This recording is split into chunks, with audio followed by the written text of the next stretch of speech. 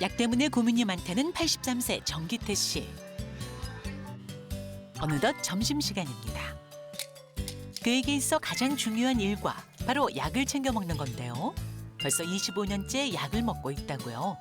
1999년에 협심증이 걸렸어요. 산이 가서 한 8시간씩 헤매도 괜찮고 그래서 약을 끊었는데 한 5개월 만에 다시 그게 나타나서 병원에 가니까 평생 약을 먹어야 한다고 그래요. 협심증 판정을 받고 먹기 시작한 약이 점점 늘어났습니다. 협심증이 그게 이상해서 약을 먹게 되고요. 전립선 비대증이라 수술 안 하고 약을 먹게 되고 역류성 식도염이라고 해서 약을 먹게 됐어요. 소화기 내과 8종, 심장내과 5종, 비뇨의학과 3종류의 약들을 복용 중인데요. 약 개수가 무려 30여 가지. 이렇게 약들을 챙겨 먹다 하루가 다 간다고요. 효과가 없으니까 자꾸 추가하도록 약이 많아졌어요. 그 부작용은 그 약 때문에 그런지 머리가 띵하고 좀 약간 어지럼기가 있고. 약물 부작용을 겪고 있지만 약을 먹지 않으면 더 큰 고통이 느껴져 안 먹을 수가 없습니다.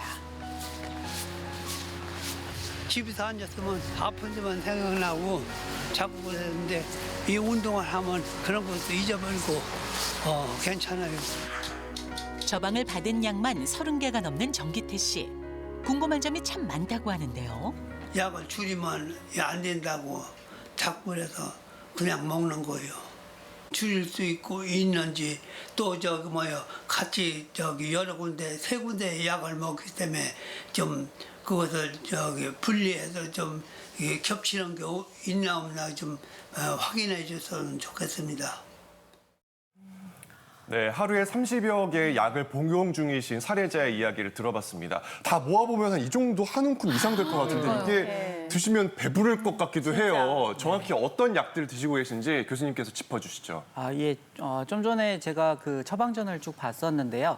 아무래도 협심증 때문에 처음에 약을 드시기 시작하셨던 것 같고 그 다음에 뭐 이상 지질혈증이라든지 고혈압 약도 드시는 것 같았고요. 또 비뇨의학과죠. 비뇨의학과에서 전립선 비대라든지 야간요, 과민성 방광으로 약을 드시면서 소화제도 드시고 또 근이완제도 좀 드셨던 것 같습니다. 그리고 불면증이 있으신지 불면증 관련된 약도 드시는 걸로 봤는데 아무래도 처음에 증상이 있으신 다음에 계속 파생적으로 증상들이 나타나면서 약이 개수가 늘지 않았을까 그렇게 생각이 됩니다. 네, 그러니까 뭐 근육통, 소화제, 그다음에 소변 관련된 약 네. 이런 거는 진짜 어르신들 다 하나하나 추가하게 되는 약이기도 하시거든요. 근데 워낙 지금 30여 종이니까 많긴 해서 저희가 약을 쫙 펼쳐놓고요. 오늘 나오신 두 분의 약사님께서 좀 정리를 해주시기로 했거든요. 네. 어떻게 하실지 궁금한데요. 네, 정 약사님부터 좀 소개해 주세요. 네. 지금 정기태님은 드시는 약이 사실 굉장히 많으신데 이제 약을 드시면서 호소하시는 불편한 증상들을 살펴보면 이제 역류성 식도염 그리고 두통, 속쓰림 이런 증상들을 말씀을 하시거든요. 근데 사실 이 심혈관계 질환 때문에 드시는 아스피린 때문에 이 위장장애는 아주 흔하게 좀 나타나는 증상 중에 하나입니다. 네.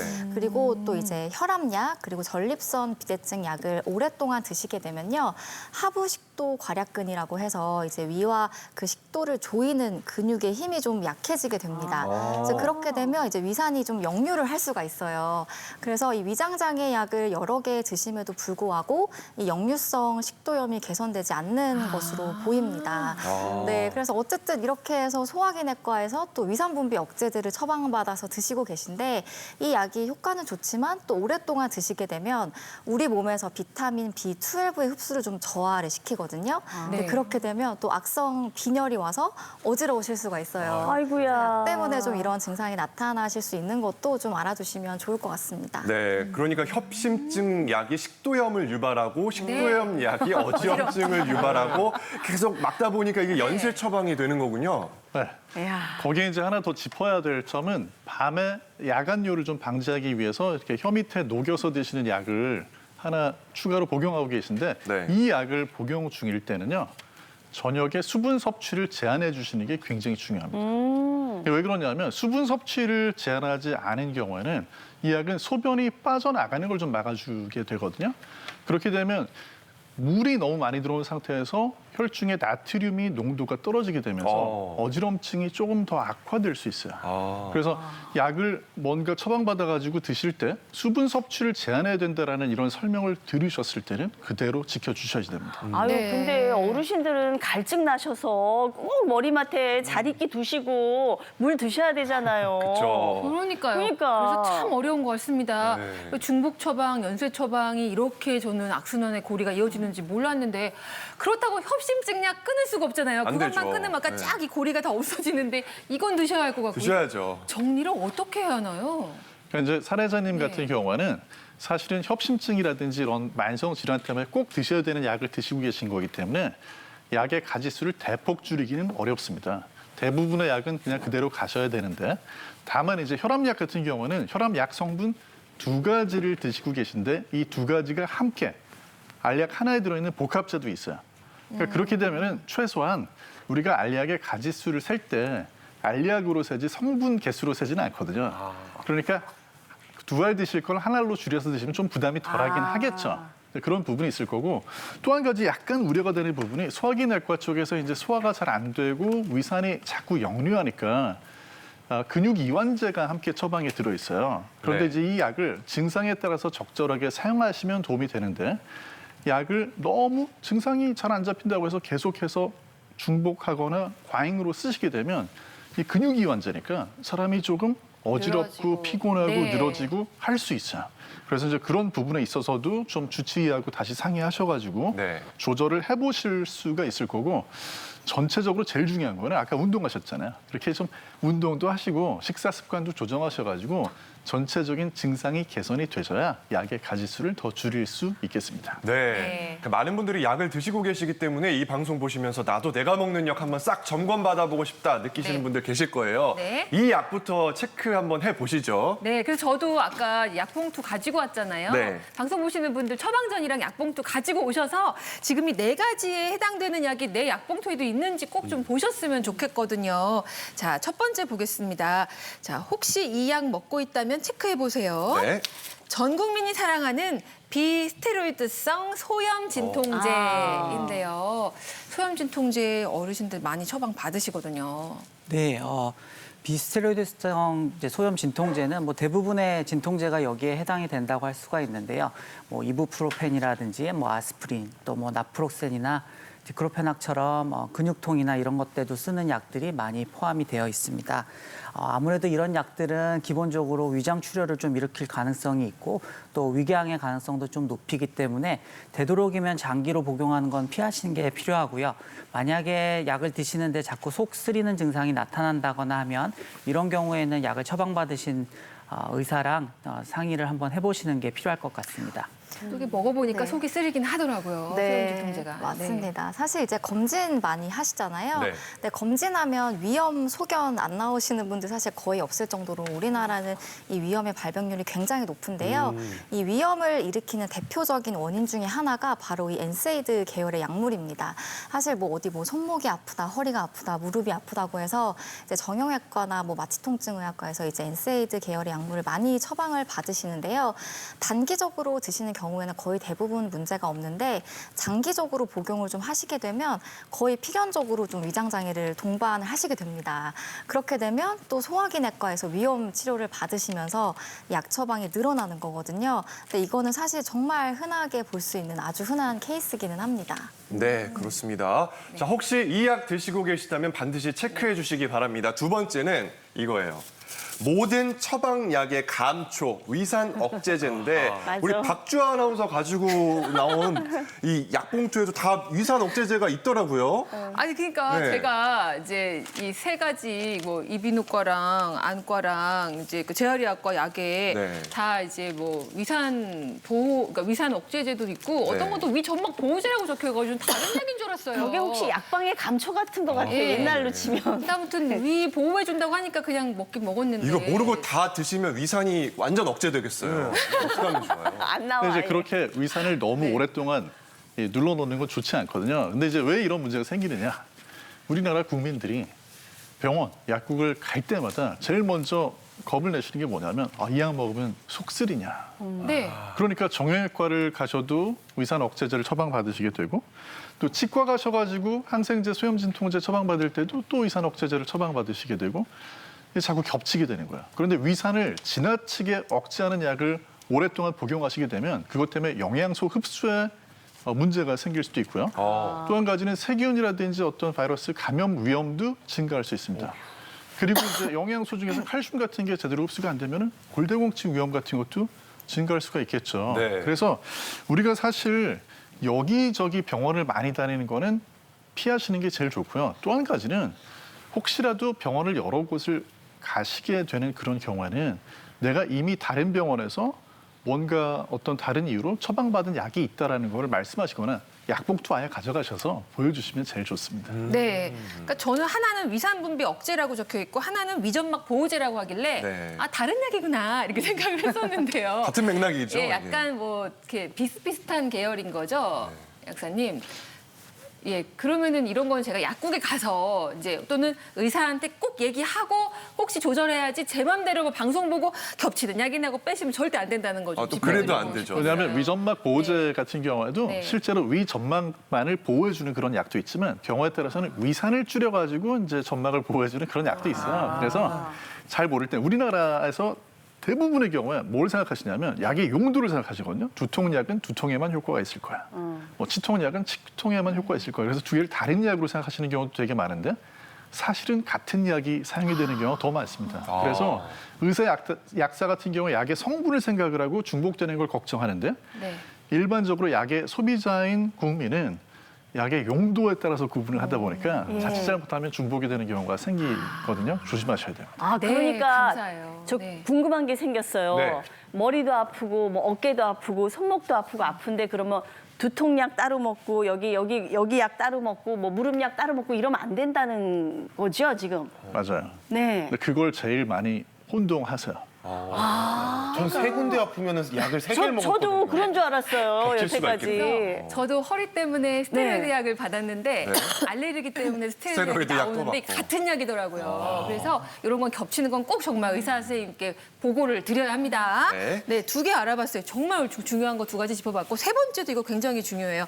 이게요. 신경 안정 그리고 수면을 도와주는 항불안제 벤조디아제핀이라는 이 약이 있는데 이게 좀 어렵긴 하지만 이게 흔하게 처방받는 약일 수도 있을 것 같아서요. 이거 어떤 약이에요? 네, 이제 이 약은요, 좀 불안하시거나 아니면 신경이 예민하시거나 아니면 우리가 잠을 잘 때 온오프라고 표현을 하는데 잠의 개시가 좀 잘 안 되시는 분들에게 좀 흔히 처방이 되는 약물입니다. 이제 대표적으로 뭐 디아제팜, 클로나제팜, 그다음에 알프라졸람 이런 약들이 포함되어져 있는데요. 이게 이제 증상을 좀 더 잘 조절을 하기 위해서 사실 한 처방에 여러 가지가 처방이 되는 경우도 많아요. 사실 이렇게 되면은 이게 단기적인 효과가 아주 좋기는 한데 이게 수면의 질 자체를 개선시키는 약은 아니다 보니까 이제 좀 장기 복용을 하게 되고 약에 의존을 하게 되고 그리고 얕은 잠을 잔 후에 깨게 되는 그런 부작용들이 생길 수 있거든요. 이렇게 되면 좀 더 효과가 좋고 의존도가 높은 졸피뎀과 같은 수면제로 이어질 수 있기 때문에 좀 확실히 주의가 필요한 약물이기는 합니다. 네. 저희 어머니 이제 그 항암 하실 때 말기에 잠을 너무 못 주무셔서 진짜 수면제 안 드셨었는데도 이 항불안제라든지 이렇게 수면 유도약이 들어오더라고요. 네, 김원석 교수님. 이게 벤조디아제핀 네. 이게 좀 어렵긴 하지만 네. 이것도 비슷한 약인 거예요? 예, 그렇죠. 그러니까 네. 벤조다이아제펜은 기본적으로 이제 항불안제인 거는 맞는데요. 수면이 진짜 잘 안 되실 때, 불면증일 때 이제 많이 처방을 받아서 쓰시는 경우들이 있습니다. 이런 약들을 오랫동안 복용하시다 보면 아무래도 노인분들에게는 특히 방광기가 긴 약에서는 인지 기능이 좀 떨어진다거나 뭐 선망이 온다거나 혹은 낙상이나 골절이나 뭐 변비 같은 것들이 오기도 하고요. 이런 것들이 복합적으로 작용을 해서 뭐 심할 때는 교통사고를 불러일으키는 경우들도 있을 수가 있습니다. 그래서 항상 약을 드실 때는 주의해서 드셔야 되고 특히 노인분들 같은 경우에는 굉장히 적은 용량으로 드시는 것이 중요합니다. 네. 뒷부분에 자세히 알아볼 거긴 하지만 워낙 이제 나이 들면 하나하나 약물이 추가되는 경우가 많아서 새로운 약물이 추가됐을 때는요 꼭그 일지 같은 거 쓰셔가지고 이 약을 먹은 후 나에게 어떤 변화가 일어났는지를 좀 기억해 두시는 게 좋겠다는 생각이 들어요. 네, 그렇습니다. 네. 혹시 이 약 드시고 계신 분들 방송 네. 보시다가 꼭 한번 체크해 주세요. 마지막입니다. 자, 어르신 약에 많이 들어가는 변비약과 식욕 촉진제 주의를 해 주셔야 합니다. 어떤 부분 때문에 그럴까요? 네, 사실 이 경우도 굉장히 흔한 경우인데요. 요즘에 어르신분들 허리 아프시거나 뭐 무릎 아프셔서 수술 굉장히 많이 하시잖아요. 이렇게 수술 직후 아니면 이제 항암 하시는 분들 아니면 중증 질환을 관리하기 위해서 그 마약성 진통제를 처방받아서 드시는 경우가 생각보다 꽤 많습니다. 네. 그런데 이 마약성 진통제를 또 오래 드시다 보면요. 반드시 좀 변비가 따라오거든요. 네. 그래서 이제 뭐 약국에서 이제 환자분들이 변비가 갑자기 왜 생겼지? 라고 얘기를 하시면 혹시 최근에 수술하셨어요? 라고 물어보시면 대부분 그러신 경우가 정말 많아요. 그래서 어쨌든 이렇게 변비를 많이 불러오게 되는데 변비 때문에 좀 식욕 부진이 따라오면 식욕 촉진제도 처방이 돼야 되고 변비약도 추가가 되거든요. 그런데 문제는 이 식욕 촉진제를 드시다 보면은 두통이나 불면 같은 게 또 따라와요. 네. 그러면 신경과에 가셔서 또 이제 약을 처방받게 되시는 거죠. 정리를 해보면 처음에는 이 마약성 진통제만 드시다가 뭐 변비약, 식욕 촉진제 그리고 이제 그 두통과 불면과 같은 신경과 약도 추가가 되다 보니까 뭐 약이 10가지 이상 되는 거는 사실 어려운 일은 아닙니다. 근데 이게 좀 말이 쉽지. 예, 예. 사실 저도 이렇게 정말 전문가분들이 말해 주시는데도 잘 안 지켜지거든요. 네. 네네. 예를 들어서 저는 조금 부끄러운 게 맥주 효모라고 이제 남성분들 머리 모발이 좀 두꺼워진다. 네, 풍성해지라고. 예, 그런 게 한참 유행해갖고 제가 네. 그것도 여러 통을 주문해가지고 네네. 뭐 생각나면 일주일에 한 2-3번만 먹으라고 하는데 네. 왠지 남들 일주일에 2-3번 먹을 때 난 하루에 2알 먹으면 남들보다 빨리 모발이 좀 건강해지지 않을까 이런 생각으로 많이 복용도 하고 막 양을 막 있거든요. 늘리기도 하고 줄이기도 네, 하고. 임의로. 근데 사실은 저는 이걸 보면서 제가 소름이 돋았어요. 뭐냐면 네. 이게 되게 특별한 경우 같은데 저희 아버지가 돌아가시기 전에 저걸 다 드시고 수면제까지 드셨어요. 정말로.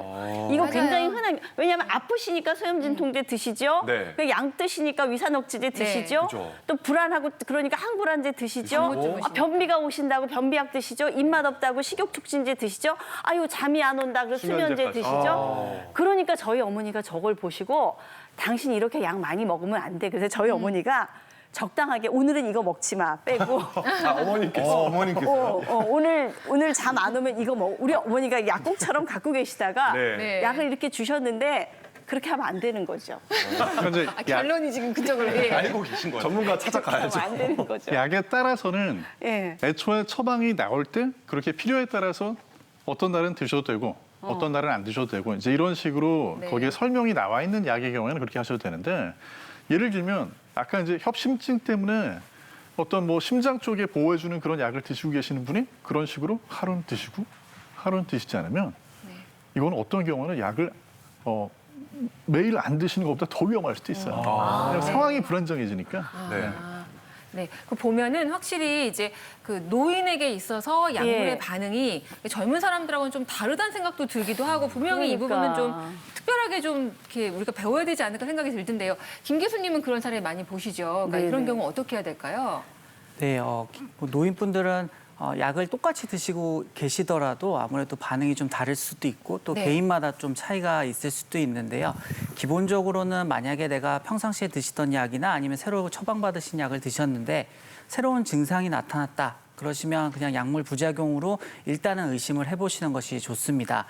약물 부작용이 있다는 것을 염두에 두고 이 부분에 대해서 항상 생각을 하시면서 처방받으신 그 의사랑 상의를 하셔서 어떤 약이 빼는 것이 나을지, 용량을 조절하는 것이 나을지 이런 것들을 같이 상의를 해보시는 것이 어떨까 싶습니다. 네.